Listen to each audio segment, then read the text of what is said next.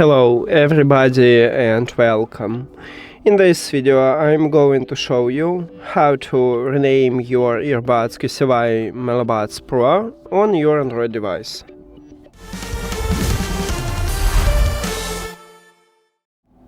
You have to start by open settings and then go to the Bluetooth or connected devices.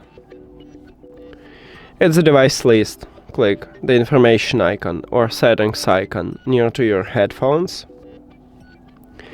I have stock Android. On stock Android, near to the name, I have this pencil icon to rename my earbuds. On some devices, this icon located at the right top, and also some devices have a line with the name, not this icon. So I'm going to tap at the icon. If you have the line, tap at the line, and right here write the best one for you. You can also remove some text, but I want to only add this one.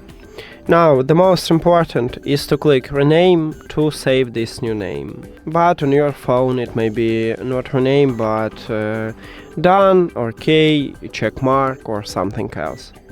Tap this button and as you can see we just change it, so that's it. Thank you for watching this video. If you found it helpful, please consider subscribing to channel and leave the like on the video. See you later!